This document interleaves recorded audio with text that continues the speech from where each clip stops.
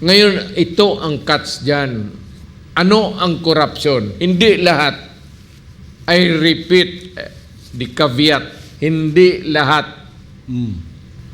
Yung iba ang racket ganito. Oh, may project ka good for eskwelahan o road. So, ibigay sa iyo yan. Galing sa speaker. Ngayon, yung corrupt na congressman, pagbigay niyan, meron na siyang kontraktor. So, yan ang marinig ninyo, kayong mga Pilipino, yan ang naririnig ninyong 3 to 40% kunin niya. Kaya yung proyekto, yung daan, pabaluktot-baluktot yung building, hindi natatapos.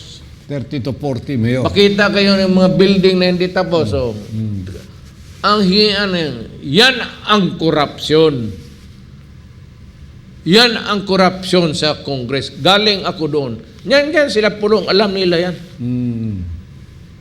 Yung anak ko. Yan ang, yung commission mo, padaan mo, sabi mo doon sa speaker, bigyan mo ako ng pera ganito worth 500 million. Kasi paggawa ko ng daan, papasok galing ito. Lalabas ng somewhere in Bukidnon. Galing dito lang sa ngan. Pag ibigay, sige, okay. So budget, lagay na sa budget, deliberation. Hearing sa budget, sige, ito para project ni Congressman ABC.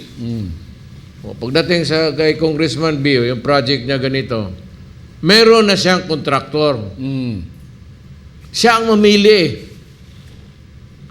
Pero dapat bidding talaga yan. Pero yung bidding nila, bidding laway.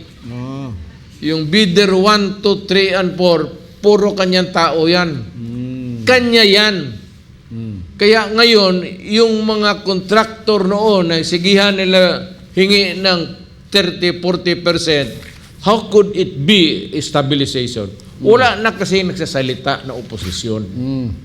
Hindi ako oposisyon, tao lang ako.